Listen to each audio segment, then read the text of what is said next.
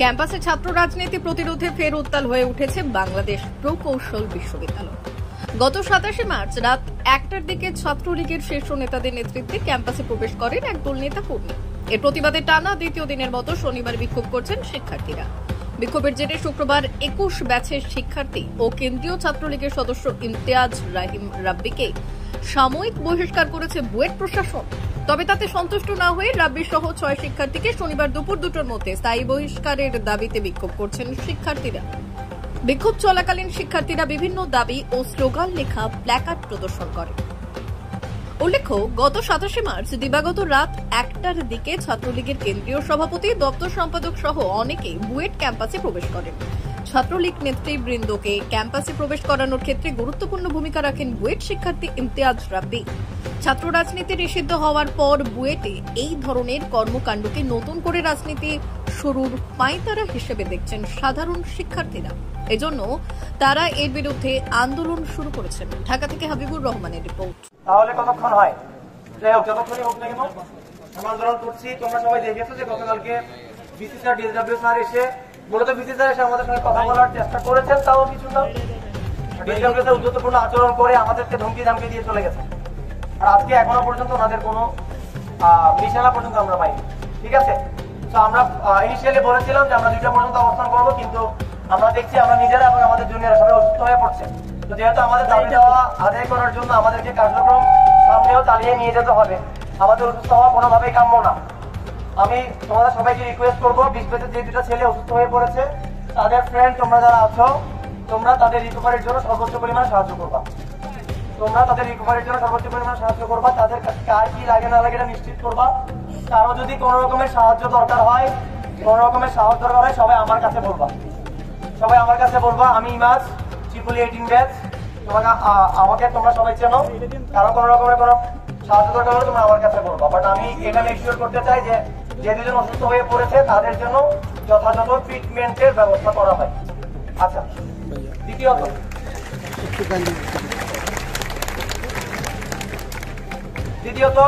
আজকে 22 ব্যাচের term final আমরা স্থগিত করতে সক্ষম হয়েছি।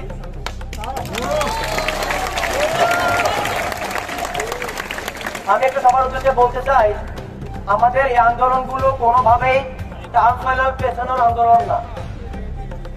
ঈদের আগে টার্ম ফাইনাল একটা কম দিয়ে, ঈদের পরে দিয়ে বেশি বন্ধ নিয়ে পড়াশোনা ফাঁকি দেওয়ার আন্দোলন না। আমাদের এই আন্দোলন কোনোভাবেই একাডেমিক কার্যক্রম স্ব ইচ্ছায় স্থগিত রাখার আন্দোলন না। আমরা অথরিটির স্বেচ্ছাচারিতার কারণে, তাদের দায়িত্ব পালনে ব্যর্থতার কারণে আমরা আমাদের একাডেমিক কার্যক্রম চলমান রাখতে ব্যর্থ হয়েছি। আমরা বাধ্য হয়েছি আমাদের টার্ম ফাইনালের মতো গুরুত্বপূর্ণ বিষয়টা স্থগিত করতে। আমরা যারা বুয়েটে আছি আমরা সবাই জানি যে আমরা টার্ম ফাইনালকে কতটা গুরুত্ব সহকারে নেই। আমরা বাংলাদেশের সবচেয়ে মেধাবী স্টুডেন্ট গুলো বুয়েটে আসি, আমরা অবশ্যই টার্ম ফাইনালকে সর্বোচ্চ গুরুত্ব সহকারে নেই। আমরা কেউই টার্ম ফাইনাল পেছাতে চাই না।